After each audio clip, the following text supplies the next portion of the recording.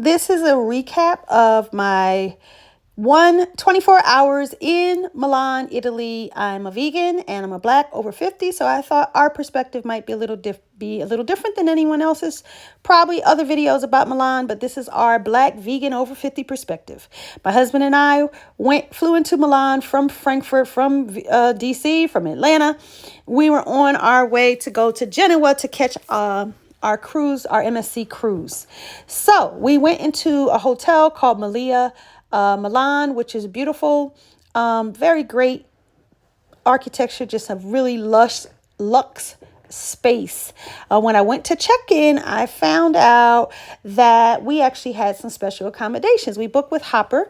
I didn't know anything special, but they sent us to a different check-in where they told us about this special lounge that we had access to. In that lounge, there was complimentary alcohol, there were complimentary snacks. Of course, we didn't get any because there weren't any vegan snacks, but it was just nice to get the drinks anyway and to just be in that beautiful lounge. This is our room.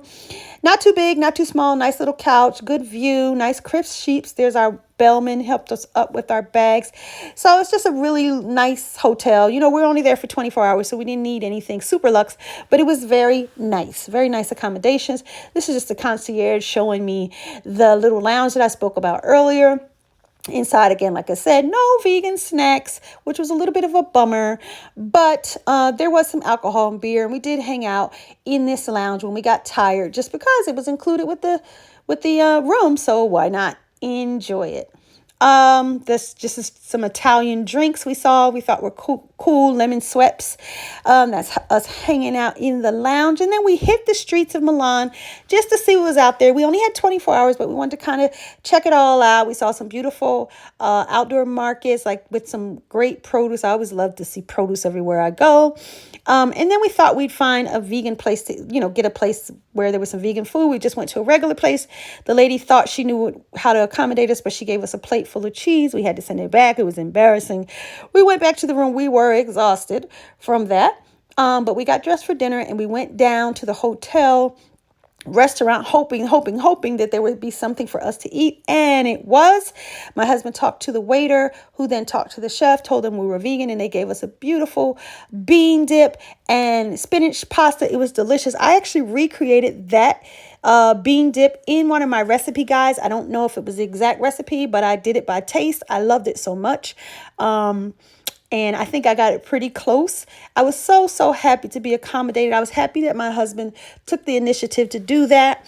And then they had a beautiful dessert for us, which was like, he had a mango sorbet. I had honeydew melon sorbet. It was delicious. So overall, I was really happy with the hotel's accommodation. It was really no one in the hotel, just me in the restaurant, just me and my husband, not too many more.